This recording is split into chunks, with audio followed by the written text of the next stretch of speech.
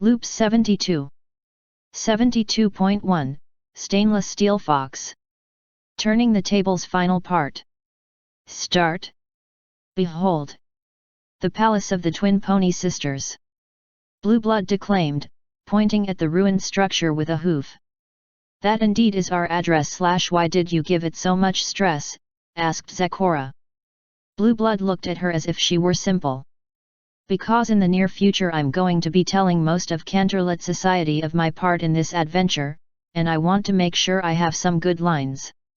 That got an actual laugh out of most of the other ponies, to which he added, "What? I wasn't joking." However, he didn't seem particularly offended either, a far cry from how they'd have expected him to act a few hours ago. Then Rainbow Dash said, "You know, I can see where he's coming from. I need to be thinking up some good one-liners." Twilight said, "I think there'll be enough daring do to go around. Right now we've got a canyon to cross, and that rope bridge is out. Not for long." Dash lived up to her name, zipping across the canyon and hauling up the broken bridge. "Uchwee, couldn't you just do your teleport thing, or lift us all across?" Applejack asked. "Not if we can do this without magic. Teleporting risks the ever-free magic messing with my targeting, and high-level telekinesis would leave me vulnerable to a counterspell. Maybe in an emergency." In truth she could probably do either, even without going full alicorn, but her in-loop self would have suffered those limits. If she wanted to power through it she could have done so without dragging every pony along and risking their lives. She was monitoring Dash despite the closing in mists, expecting the usual approach by the shadow bolts. Apple Bloom was looking around alertly, her green glowing eyes narrowed in thought. "Maybe I can fix up another way across. I'm good at fixing things." Scootaloo was right at the end of the bridge, watching her idle eagerly as Dash secured one of the rope handrails. "Ha, who are those guys coming towards her?" Dash was feeling good. No, she was feeling awesome. Finally, a chance to shine. For all that she was a part of the expedition, she hadn't really had much to do apart from fending off those nightmare crows at the start. A warm, happy glow stole over her as she imagined the Wonderbolts offering her a slot for her part in rescuing Princess Celestia. The whole thing was almost dreamlike. "Rainbow," the voice whispered behind her and she jumped round to face it. "Who's there?" She couldn't see anyone at first, but the voice spoke again. "Rainbow. Show yourself. I ain't scared of you." It was true, right now she felt like she could fight manticores and win. "We've been eagerly awaiting the arrival of the best flyer in Equestria." 3 figures emerged from the shadows, quietly enough to be shadows themselves. Rainbow Dash tried to focus on them, 3 Pegasi in sleek flight suits. For some reason she was finding it hard to concentrate on the details. "Who?" "Why, you, of course," the middle one said. "Really? I mean... oh yeah, me." In hindsight she should have thought of that immediately. It was nice for some pony to recognize her talents right away, especially ponies who were obviously professional flyers.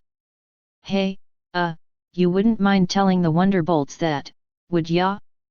'Cause I've been trying to get into that group for like, ever." "No, Rainbow Dash. We want you to join us, the Shadowbolts. We're the greatest aerial team in the Everfree Forest, and soon we will be the greatest in all Equestria, but first, we need a captain. The most magnificent, swiftest, bravest flyer in all the land." Ha, she'd been right, professionals. At the back of her mind there was a sense that something was odd about the whole thing, but mostly she preened at the compliments. She chuckled, "Yes, it's all true. We need you." The Shadowbolt's final words were like a dream come true. She'd finally been picked up by a professional team, and not just as a member but as captain. Woohoo! Sign me up. Twilight and the others would love to hear about this. That thought pierced through the clouds of glory that surrounded her. Oh yes, she'd come here for a reason. "Just let me tie this bridge real quick and then we have a deal." no. It's them or us. The clouds seemed to get thicker and the Shadow Bolt's speaker grew harsher. Rainbow thought she heard voices calling out to her, but maybe it was the wind. Wow, this was a toughie. She felt the desperate need to take this once-in-a-lifetime offer push away at the desire to help her friends. Fixing that bridge and getting them get across was important for some reason she couldn't quite remember, but so was this. Surely they'd understand that and forgive her. Well. The Shadow Bolt prompted her, and she made her decision. You. Thank you. For the offer, I mean, but I'm afraid I have to say no. Her friends might forgive her but she wouldn't forgive herself for leaving them stranded. She turned to fix the bridge, and heard the Shadow Bolt say, "Then you are of no further use to us." The voice had grown even harsher and more familiar, and she looked back to see the three of them leap at her. The comforting fog around her brain cleared in an instant. Nightmare Moon. The quest. She didn't have any more time to think as she was suddenly swarmed by the three Pegasi.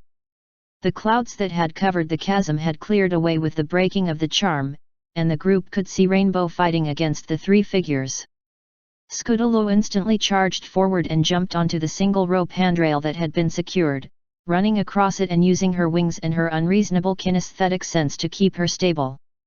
Apple Bloom was moving too, but away from the gap. She plowed into an overhang where a large dead tree, half its roots washed bare, stood like some ancient sentinel. Her claws went to work, tearing out roots and digging out dirt, and in seconds it started to topple towards the gorge.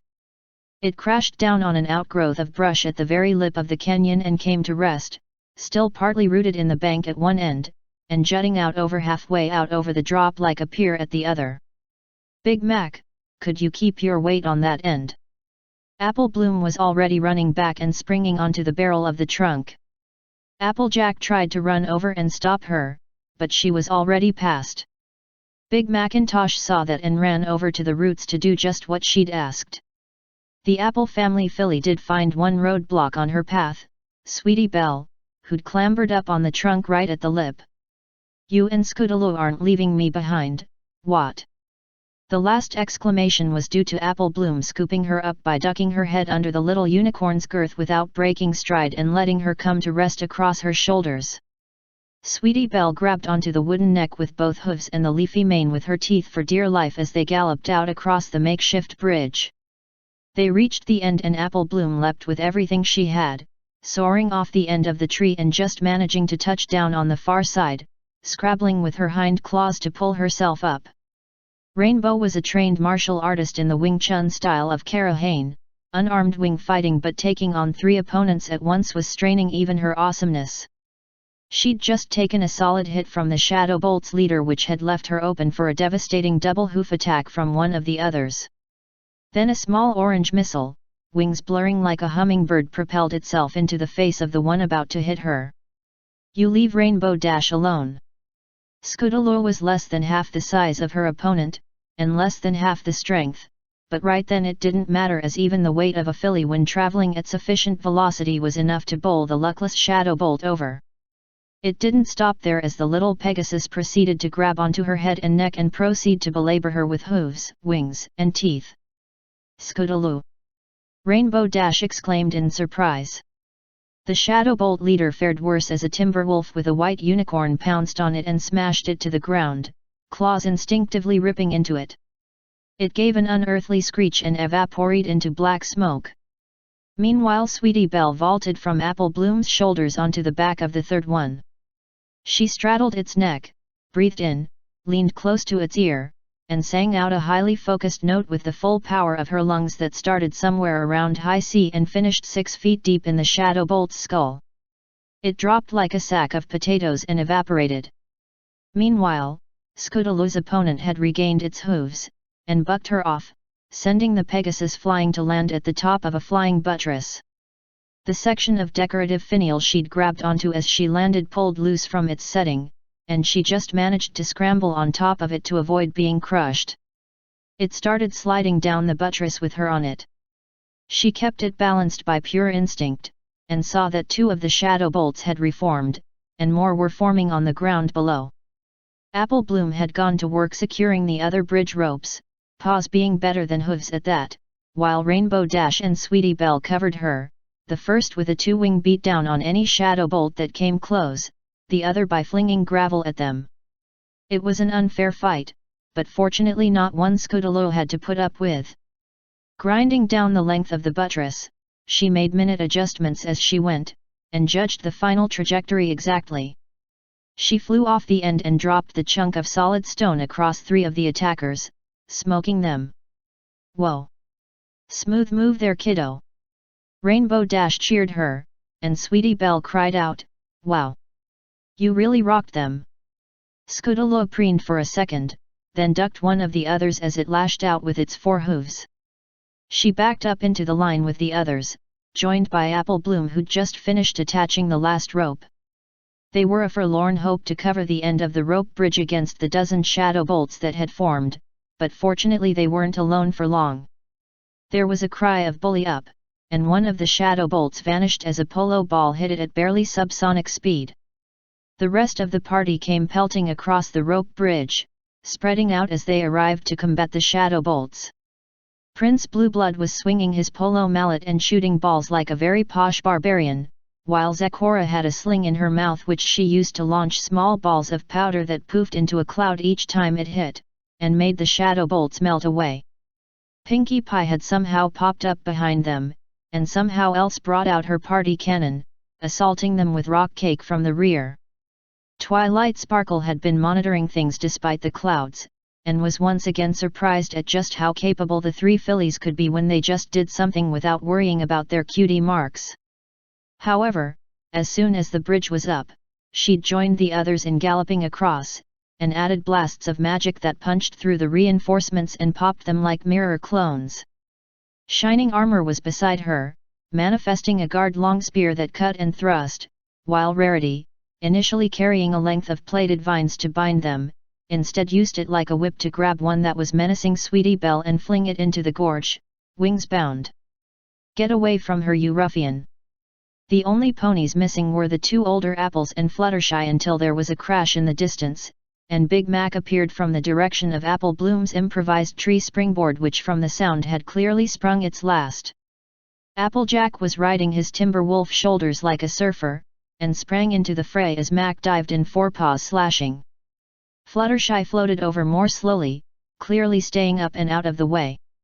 2 Shadow Bolt clones flew up to intercept her just as another one got up on Big Macintosh's back, biting away and pulling away a chunk of wood from his body. The flying shadow bolts were flung aside and sent spiraling out of the sky by a yellow and pink streak as Fluttershy dived down to check on him, incidentally flattening the attacking shadow bolt in the process. While they were more than holding their own against the wave of shadow bolts, the manifestations of Nightmare Moon's will kept respawning, while her ponies were only mortal. She ducked her head and blasted a path clear through the attackers. "Forge ahead! Get to the main hall!" They fought their way through, despite everything the shadow bolts did to stop them, and as the last of them entered the hall, Shining Armor put up a shield. It wouldn't take them long to get around it, but for the moment they were clear, and Twilight wasn't going to waste time. Doing the whole jump after Nightmare Moon and charge her might be epic, but she had no intention of leaving her party.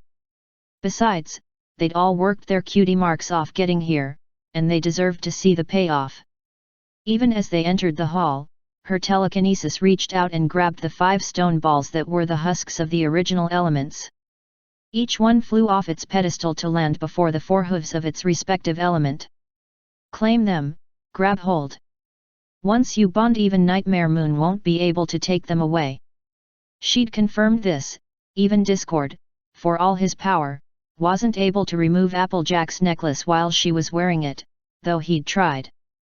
She sent a pulse of magic through the husks, shattering them and forcing them to float up around their owners as glowing crystals. "NOOO! How could you find what I could not see?" Nightmare Moon manifested in front of the pedestal of the elements, looking furious, and more shadow bolts formed around them. "A bunch of mere ponies. I will not be denied. Then she started laughing. "You fools! The set is incomplete. You only have 5 of them. Your elements are useless against me. Now I will destroy you where you stand. A massive bolt of lightning lashed from her horn, sister to the one Twilight had blocked back at the town hall, and the ponies cringed, but Shining Armor's shield slammed down to protect them, and Twilight returned a blast of purple energy of her own that not only dispersed it, but slammed into Nightmare Moon and sent her horn over Cutie Mark backwards, shattering the pedestal of the elements.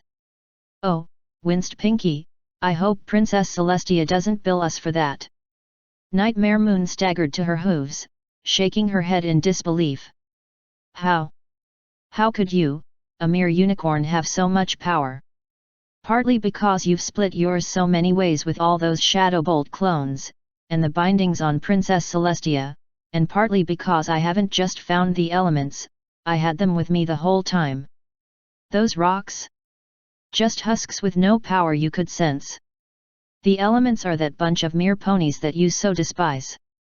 The Shadow Bolt clones evaporated, the dark clouds they turned into rushing to merge with Nightmare Moon's aura.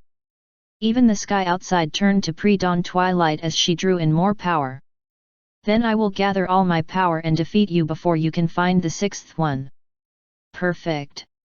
Twilight had hoped the Mad Mare would gather all her power to her, it would make the job of removing it simpler.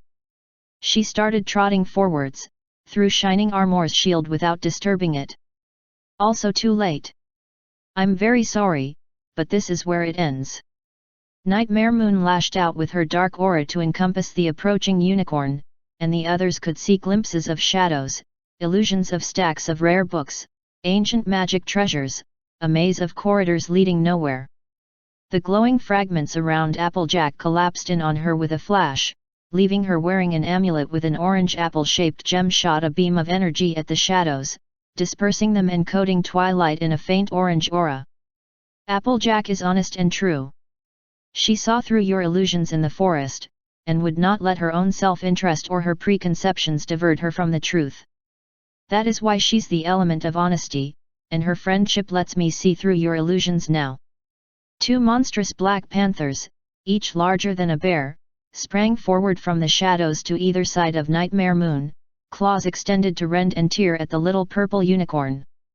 Big Mac and Shining Armor surged forward, but were stopped by a held-up hoof from Fluttershy as her could of fragments coalesced into a rose-colored butterfly amulet. A pink beam surged from it and coated Twilight, and the unicorn's horn glowed in resonance. 2 massive balls of yarn appeared between her and the panthers, and each fell to the ground, wrapped around one and playing with it like kittens. Fluttershy's gentle nature allowed her to see a manticore as more than an enemy, and heal its injury, allowing us to pass without fighting. Just as she gave me a way to stop your panthers without hurting them. Her compassion makes her the element of kindness. More shadows rose up about the advancing unicorn, but this time the watching ponies could feel a shiver of uneasiness run down their spines as the glimpses suggested terrible things moving within.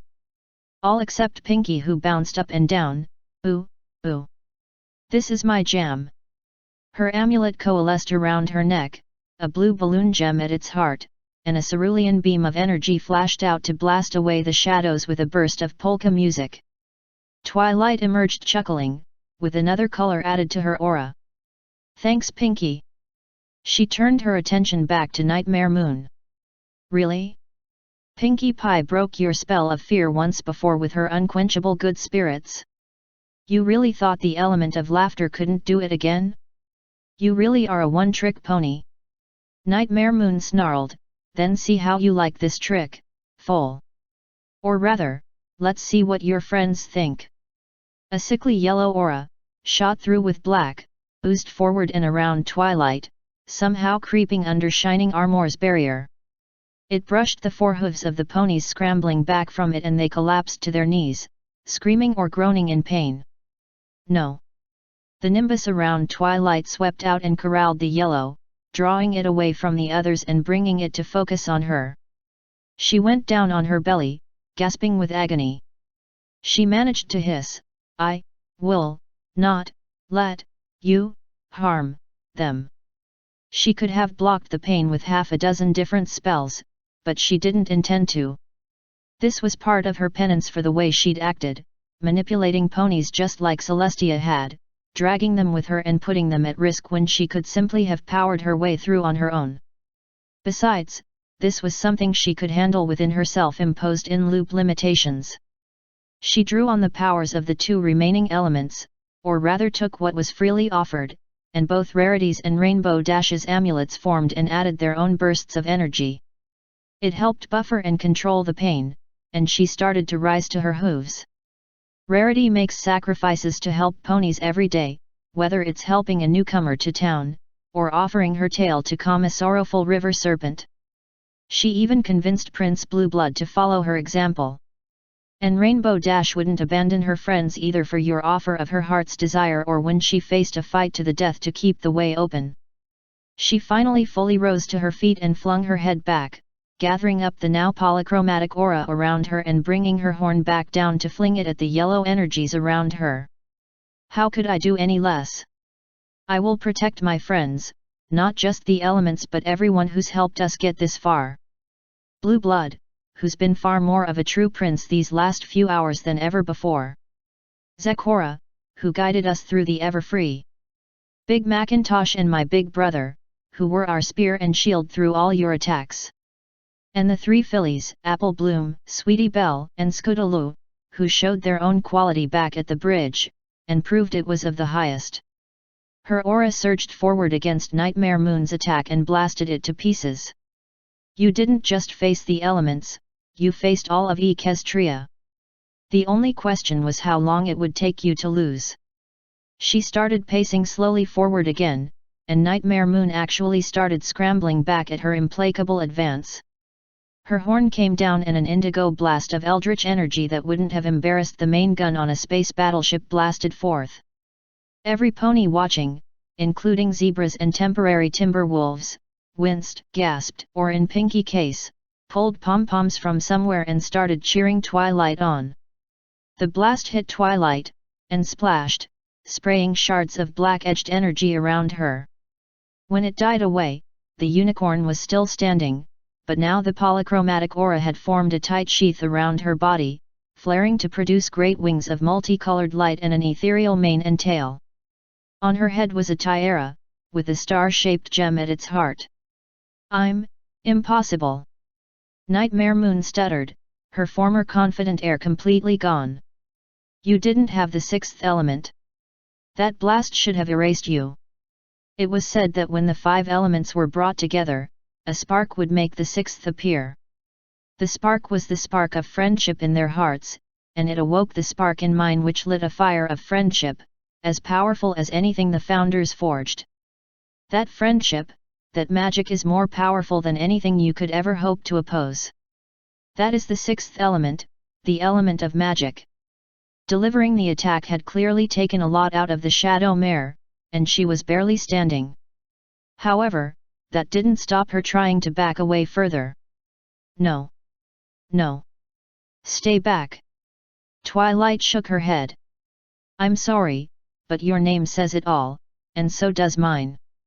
You're nothing but a nightmare, a bad dream of Princess Luna's, and she needs to wake up.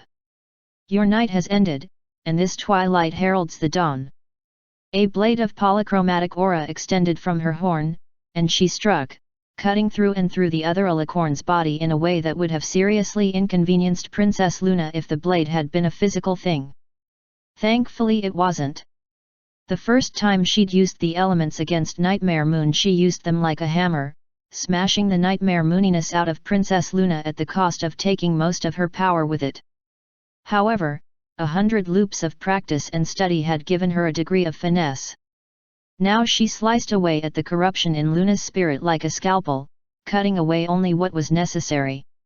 The nightmare armor fell to the ground around the body of the lunar princess, and shreds of black aura flowed away, fleeing the trenchant blade of light. At the end, the figure lying on the floor was midnight blue, her ethereal mane a clear night sky rather than a dark nebula. The blackness coalesced, even the armor melting into it, and tried to flee only to be corralled by a sphere of light. Twilight's eyes were glowing pure white as she looked up at the remnants of Nightmare Moon. No. This ends now. She considered saying something like taste the rainbow but decided it would be tacky and in poor taste. Besides, she just wanted it to be over. The glow of her horn intensified and the sphere blazed for a second, then popped, leaving no trace of Nightmare Moon. She turned to face the rest of the group, and let her eyes return to normal. It's over, finally. Zecora, Fluttershy, I need you to check Princess Luna to see if she's okay. I did my best, but there's no telling what damage the nightmare did, or her imprisonment. Speaking of healing ponies. Her horn glowed again, the light washing over them, and when it faded every pony was healed of all the minor injuries and scrapes that they'd suffered. Blue Blood had his immaculately groomed tail back, and both Big Mac and Apple Bloom were back to their pony forms. Macintosh gave a sigh of relief, but Apple Bloom actually looked down at her hooves and went, "Ah! My tail, my beautiful tail." Blue Blood was prancing around like a filly. "It's back!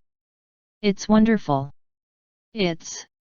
He suddenly realized that all the other ponies were looking at him, and came to a stop, trying to look nonchalant. Nothing I couldn't have done without, but jolly good, carry on." Rainbow Dash flew over and gave his mane a nudge. "It's okay, we get it. You know, for a stuck-up Canterlot type, you're all right." Rarity appeared to teleport over to him with a comb out, and started restoring his hair. "Well, I thought you were wonderful. I'm just sorry you lost your airship." Twilight grinned. "About that." She pointed to the open doorway, and ponies who turned to look saw that Blue Blood's airship, fully repaired and immaculate, was anchored in the courtyard. She shrugged. "Harmony powers, go figure. Which reminds me." The polychromatic aura split into its component parts and each one shot back into its respective amulet, which glowed and faded away, seeming to sink into its wearer's body. Her own tiara turned into a spot of light and vanished into the tip of her horn. "Congratulations guys, each of you now has your element fully active. No pony can take it from you, and you can summon it with an effort of will." She was cut off as her brother galloped over and hugged her. "Twilight, that was amazing. I knew you were powerful, but that... I mean, wow. Hey, that wasn't just me." This was true, she'd kept pretty much to her in-loop power levels and used the elements exactly as she would in-loop, given the necessary skill. She felt the need to explain further. "It was all of us together, just as I told Nightmare Moon. I could see the connections between us, together as friends, the marks of our destinies combined. It created a limitless pool of magic, magic without end." Suddenly she realized what she'd just said, and winced as feathered purple wings burst from her back. Oh well, since she had them, she proceeded to hug her brother. Princess Luna was struggling to get to her hooves, and Fluttershy was struggling to help her by getting under her wing as a support until Big Mac trotted across. "Miss Fluttershy, maybe I can help."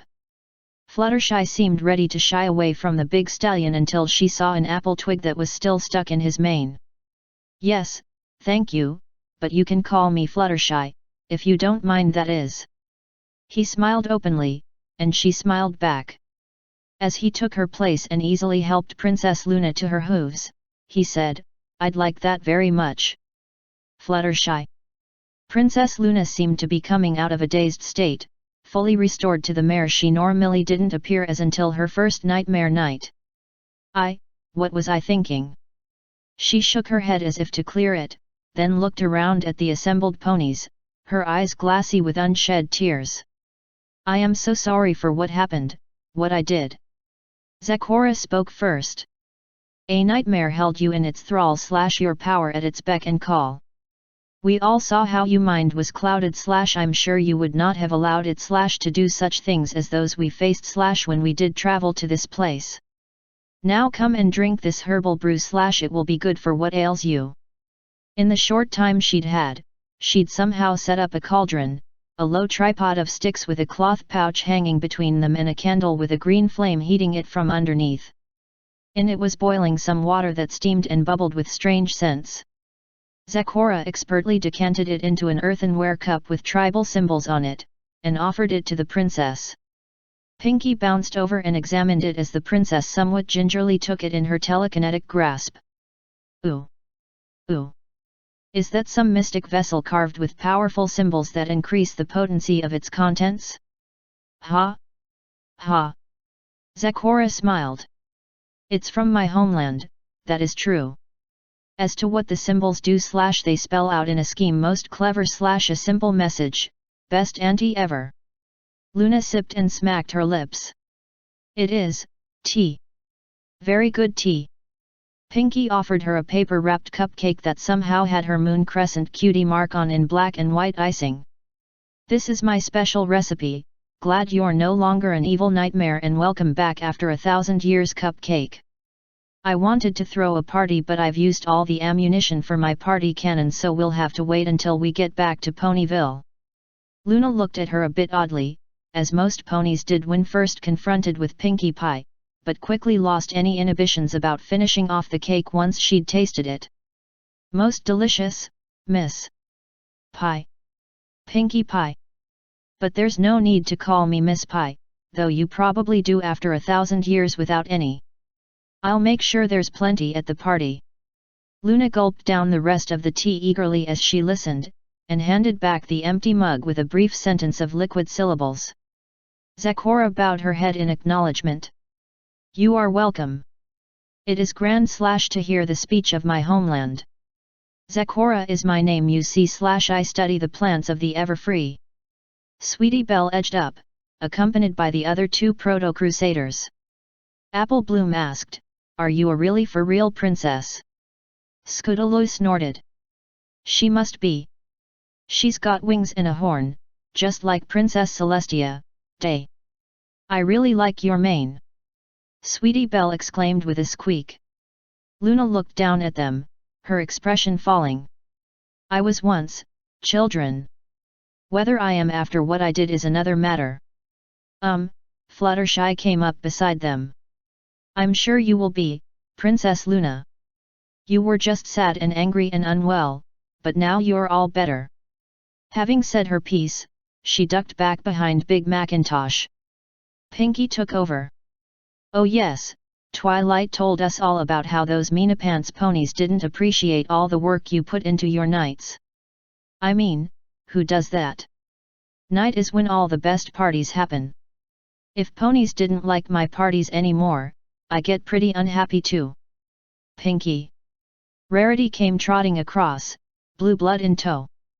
I'm most dreadfully sorry your highness if my sister or Pinky offended you. In truth, I am just glad you are not all scared of me. Rainbow Dash exclaimed, Aha, Nightmare Moon was scary, not that she scared me of course, but guess she might have been for less amazing ponies, but you're cool. And those wings, how fast can you go? Her own wings flexed as if to take off and Luna grinned. I am Luna, mine light doth cross the world in the course of a single night. I can outpace the darkness, travel with the speed of thought. She'd closed her eyes and reared as she said the last part in the royal canterlet voice. Then she dropped down and finished, in short, pretty fast, I'm sorry, I didn't mean to get carried away. Rainbow Dash's mane and wings were blown back and her eyes were wide. Her face split in a wide grin. That was awesome.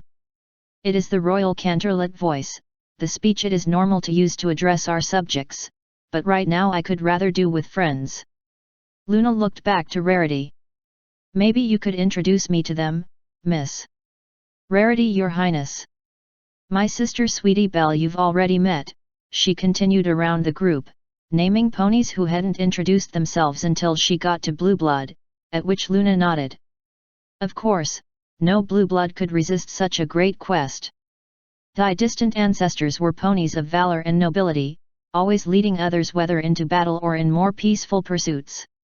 I am pleased to see you continue the tradition, nephew. Blue Blood preened, of course, my liege. I am glad to see you unharmed by such an ordeal.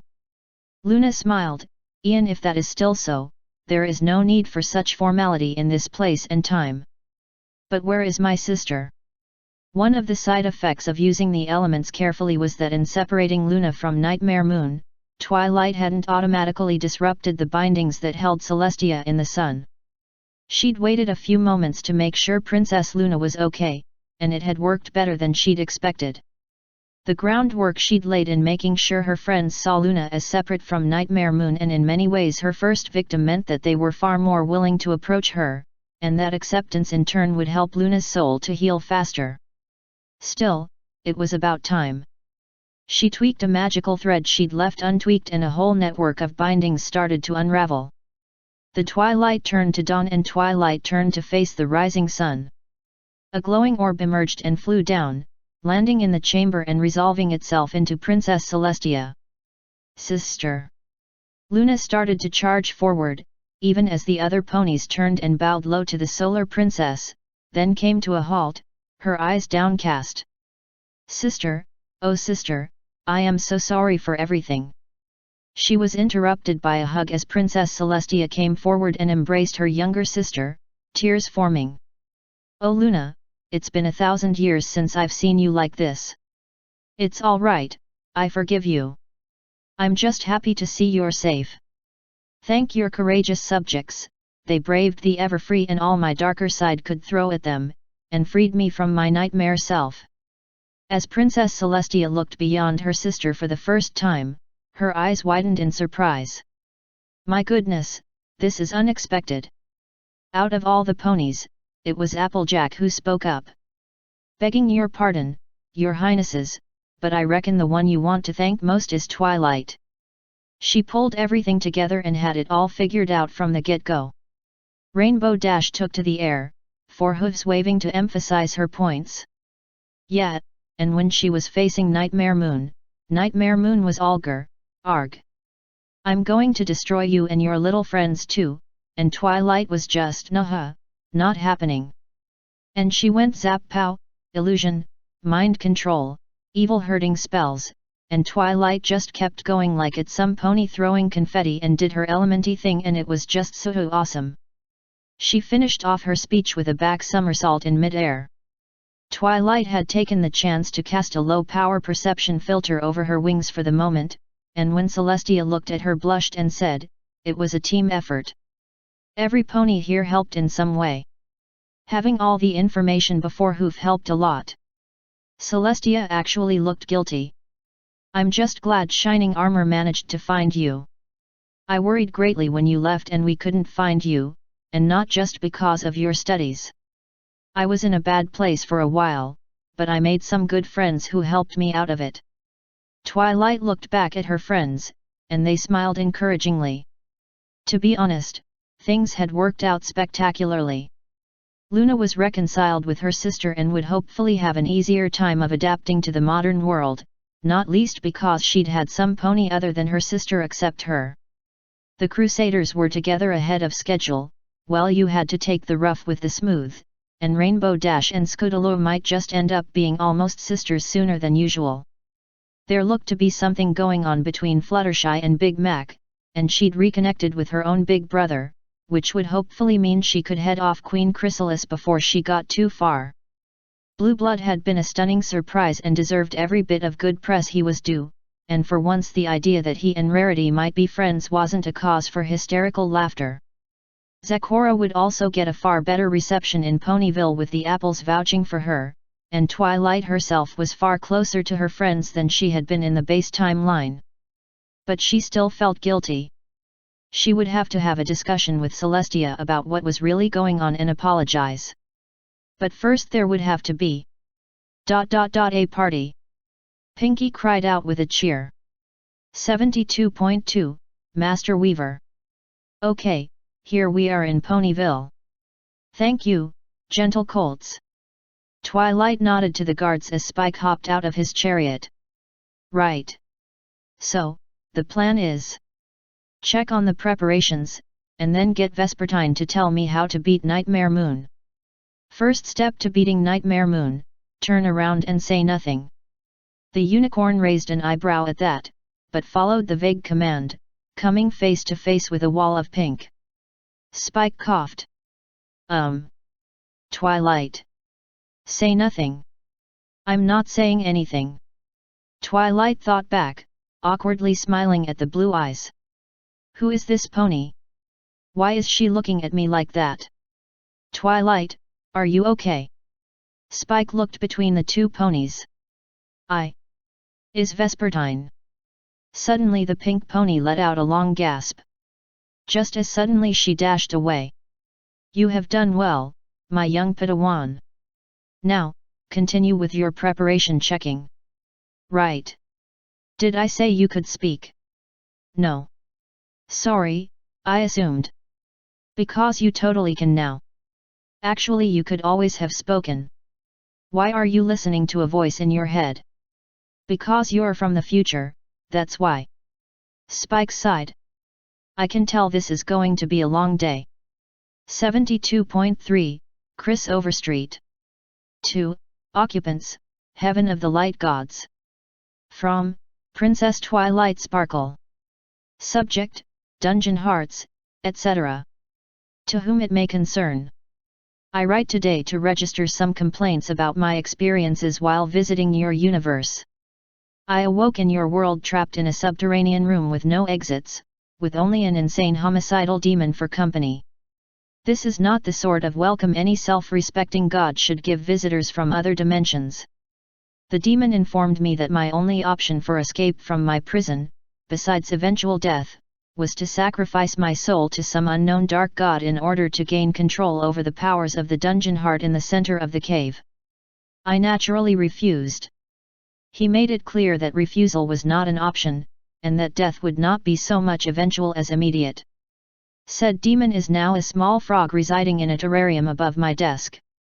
I considered turning him into a bunny, but considering my past experience with bunnies, I decided he would still be too dangerous. Having pacified the demon, I blasted a hole to the surface of your world, whereupon I was immediately attacked by various humans claiming to be in your service. Although I took great care to cause no serious or permanent injury, it still took a great deal of time and effort to convince them to cease their attacks. A few commandments to your followers about the importance of good manners when greeting strangers would be helpful in future encounters. Once I indicated that the dungeon heart was inert and that I had nothing to do with it, your servants immediately destroyed it. I analyzed both the artifact and the methods used to destroy it, and I decided that both were woefully inefficient. Proper experimentation and training will improve performance. After all this, despite my efforts to be as friendly and helpful as possible, I was treated as common livestock. Attempts were made to cage, corral, and bind me so that I could be broken to the saddle and slash or dissected for various magical reagents. My objections were ignored, and again it became necessary to convince your servants to desist. Since we had established that your servants were not going to act in a friendly and rational manner without coercion, I interrogated the chief cleric of the expedition, using methods I have learned from a couple of friends of mine, Fluttershy and Pinkie Pie. Over the course of the afternoon, with the aid of a dozen cupcakes and the power of guilt, I learned enough about your world to levy the following complaints. 1. I can understand why you allow the dark gods, who are, despite your cleric's claims to the contrary, more or less equal in power to yourselves, to leave around traps such as dungeon hearts for the unwary and selfish. What I cannot understand is how you voluntarily cede tactical superiority to those same dark gods. Enclosed find plans for castle hearts, trademark pending, which require no sacrifice of souls and which operate through the magical principles of friendship and harmony. Of course, this will require you to increase harmony among your followers, which brings me to 2. Even given that your followers are in battle for the very survival of their world with the dungeon keepers, the conduct you permit in them is inexcusable. Far too many of your followers are raiding dungeons for motivations even more base and vile than your average keepers. Greed for loot and pleasure in slaying one's enemies are qualities which proper light gods should not encourage. A spirit of sharing, tolerance, and acceptance of harmless differences should be encouraged by any light gods, and yet you have failed to do this. Instead, you leave in place a feudal system in which a tiny, wealthy minority extracts wealth from serfs which they use for their own luxury and vanity, for pointless wars between one another, and only occasionally for the destruction of dungeons. 3. It is an adage in most universes that evil brings on its own destruction, since evil beings cannot cooperate for long without seeking ways to betray one another for advantage. Thus it is no surprise that dungeon keepers, like the dark gods they serve, squabble among themselves. It is inexcusable that your followers seem to do likewise. You focus too much on exterminating keepers and too little on teaching people how to be better. If I didn't know better, I'd say your only purpose for existence is to be an opponent for the dark gods, and that absent them you wouldn't care what your followers did with, or to, one another. 4. While I understand that the undead are merely constructs of corrupted magic, I am appalled that there are entire races of intelligent beings which you have not only neglected but actively worked to exterminate. Proper light gods do not discriminate based on conditions of birth. Granted that cultural differences would make outreach hazardous for any missionaries you might send to the underworld, the door should at least remain open for conscientious objectors from the forces of darkness to seek sanctuary with your priests. Your failure to do casts your lightness in a very poor light indeed. All of the above complaints stem from the same source, your laissez-faire conduct as regards your world and the followers within it. You don't provide sufficient backing to seriously challenge the continued creation of dungeon hearts, and you don't teach the kind of lessons that would make dungeon hearts less attractive to people. In my opinion, you have completely, totally, and utterly failed the people of your world. I have spoken with your current avatar about this over tea and scones, and he agrees with me on most points. It is by his request that I am communicating with you at all. My initial plans were to manufacture my own castle hearts, trademark pending, with the aid of the neutral gods, find some peasants, barbarians, and shaman who are sick and tired of all this nonsense, and clean house. If you have not taken action by the full moon after next, 30 days from the writing of this message, I shall proceed with my plans for revolution regardless. I view this not as a pleasure, nor as a path to power and wealth, but as an unpleasant and annoying chore which cannot be put off. Kindly respond at your first convenience. I am already reviewing resumes for potential castle heart, trademark pending, keepers. Yours most sincerely, Twilight Sparkle. Princess with Portfolio. 72.4, Sinus. Well, this is awkward. Which part? Being human children or being part of the He-Man Woman Haters Club and dating me anyway?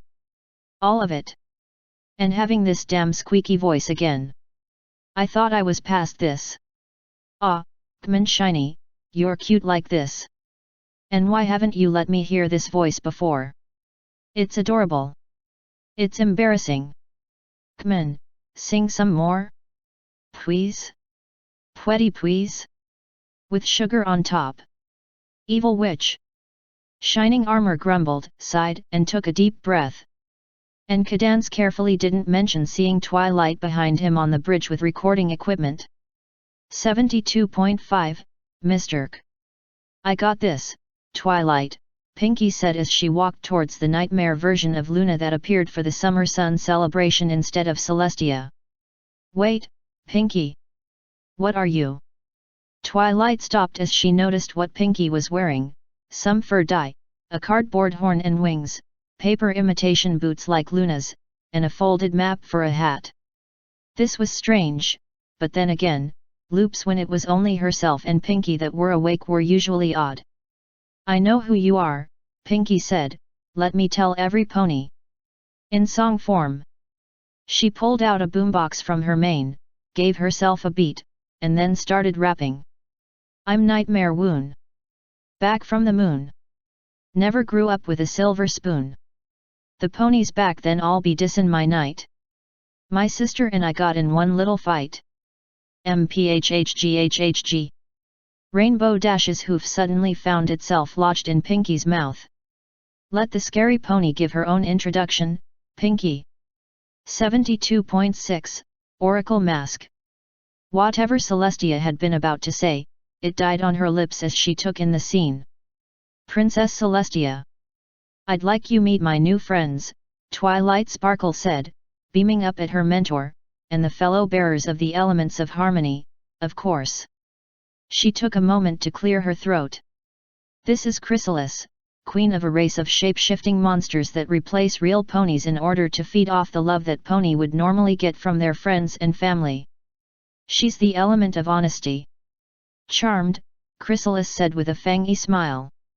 And these are the Flim Flam brothers, traveling con artists and snake oil sale ponies. Together, they make the element of generosity. Both unicorns tipped their hats. And I'm sure you remember King Sombra, Twilight continued, nodding at the sinister unicorn. He's the tyrant who enslaved and tormented the crystal ponies, and our element of kindness. Crystals. And this is our element of laughter. Discord. Celestia exclaimed, regaining her voice as she took in the sight. What, me? I'm not Discord, said Discord, my name is Guy Incognito. Aside from the stylish orange mustache, Discord looked completely the same as ever. Clearly he was responsible for whatever was going on. You're not fooling any pony here, Discord, Celestia growled, stepping forward only to be blocked by Twilight herself. Princess! Don't be mean to Guy. Besides, I thought you wanted me to make some friends. This is not quite what I had in mind for your friends, Twilight, Celestia admitted. Oh, then you may not like meeting my last friend either, Twilight said, ducking her head and scuffing a hoof on the castle floor. She's the element of magic. Celestia's jaw dropped. Twilight? I would have thought that you would be the element of magic, Celestia said. Oh, no. I'm the element of loyalty, obviously. Twilight laughed. That's our element of magic. Hi big sis. Celestia turned, and saw a filly version of Nightmare Moon waving at her. Is this a good sign or not? Nyx asked, looking down at the crowd of canterlet ponies. Chrysalis, Flim, and Flam, actually two disguised changelings, and Sombra, actually a disguised Luna, shrugged in unison as they kept waving to the cheering ponies below. This might be the fastest I've ever been crowned a princess without ascending first, Twilight admitted, though I suppose reforming every single villain around in just one night is pretty impressive when you look at it objectively. Guy Incognito simply amused himself with turning random decorations into fish. 72.7, Z-Train.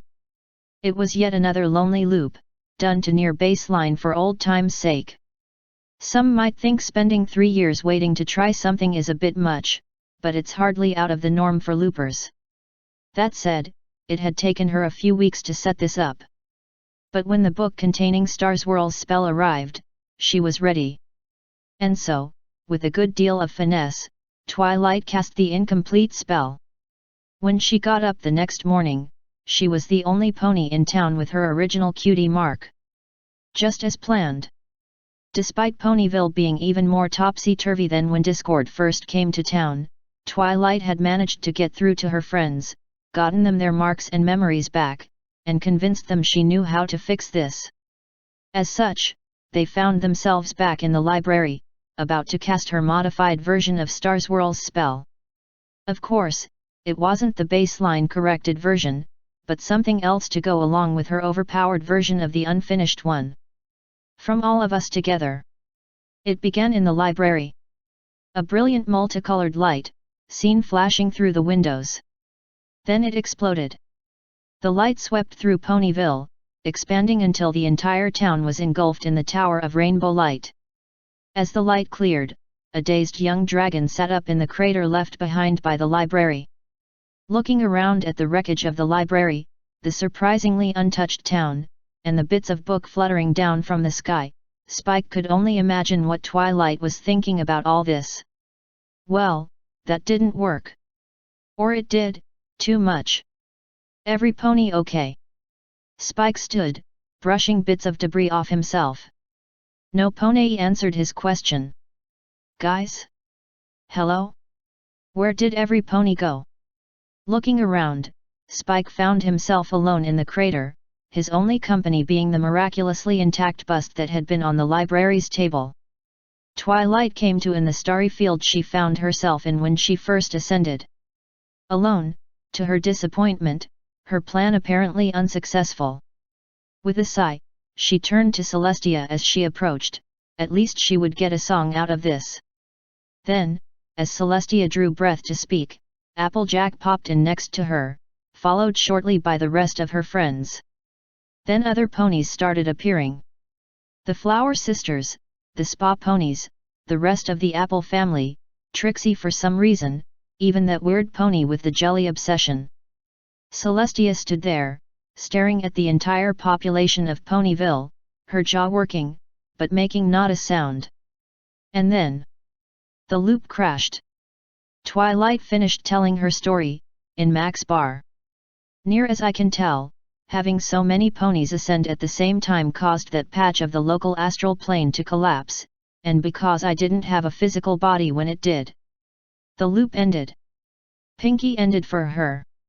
Nuts, it would have been awesome to see how that would have gone. 72.8, Master of Games. Celestia timed her entrance perfectly, blinking into position in the old castle just as the sun finished cresting over the horizon, and consequently, was shining in the eyes of those inside watching, masking the shimmer of her spell. Celestia couldn't help but giggle softly. She had been practicing the timing for that for days. Fighting her amusement back, she took a calming breath, and looked up to address her student. "My dearest Twilight. I knew you could. Okay, what?" Celestia merely stood there blinking rapidly for a moment, then fell to her knees, groaned, and face-hoofed. "Okay, how did this happen?" she asked no pony in particular with a sigh. "Who?" responded the owl wearing the element of magic before her. None of the other necklace-wearing animals behind it had an answer either. Meanwhile, around the corner, Twilight and her friends were fighting to keep from cracking up. 72.9, Master of Games. Twilight awoke unusually stiff. Attempting to stretch out resulted in the discovery of yet another weird loop. "Okay, so I'm a plant this time. Lavender it looks like." "Twilight? That you?" Rainbow Dash's voice asked. "I'm over here. I think I'm one of the wild flowers, but I'm not sure which. I might be all of them, come to think of it. I take it y'all just woke up too? I am above ya." Applejack sounded in. Somethin' of a strange feelin' to be an apple tree instead a workin' with 'em. "I'm here as well, darlings. Over here, the bluebells in the grass." Rarity called. "I'm here too." Pinky giggled. "I think I'm Sugarcane. Flutters is next to me. Looks like she's a shrinking violet." "Hi." Twilight sighed, drooping slightly. "Okay, been through worse. Just need to get our bearings. If where we are counts as Ponyville, then." "Applejack, do you see a hill anywhere?" "One sec, I'll check, yeah, one over yonder. Looks like a sunflower and a patch a nightshade on it." All were silent for a moment, until Rarity spoke up. "So, do we swear by horses this loop, or?" 72.10, Master Weaver. Celestia adjusted her armor, her face set in a grim expression. Twilight had not written about the prophecy, which meant she would not find the elements. Which meant that when Nightmare Moon returned, she would be the only one ready for her. Half a dozen enchantments had been woven into each iron plate, and a full 3 dozen sang along her halberd. Equestria would not fall. Not while she still stood. "I am sorry, sister." The alicorn of the sun saluted the rising moon. "But this must be done." And as the stars converged on the roving pearl, the mare in the moon vanished, and Celestia swung. Luna sidestepped the blow easily, sighing. "Oh, not another one of these loops." She pulled the seaweed out her mane. "And I had a really good prank ready too. I will not let you harm our subjects." "Done. No eternal night, I'm not usurping you, yada yada yada." The younger alicorn shielded herself from another blow, pulling something out of nowhere and lighting it up. "Honestly, I had this whole seize of the moon thing set up and you had to go and ruin it. Celestia grabbed at the object with her magic, intent on crushing it, or containing the explosion. Don't try to confuse me. I don't want this any more than you do. A sigh came from behind her, and she whirled to see Twilight gliding down Twilight with wings. To a soft landing. Celestia, she's sane. She's not a threat. Put down the big metal stick and we'll talk. You are an illusion. Conjured up by my crazed sister too. With a roll of her eyes, Twilight lit up her horn. Instantly every rune on Celestia's armor went dead. Can't you accept a little miracle? Fagalies, I was so hoping to avoid this and just relax. She started pulling projection equipment out of nowhere. I really need to work out how to do this gracefully at some point. Luna sidled up to Celestia, a tub of popcorn in her hoof. I hear she's been working on a musical number for this. It should be entertaining.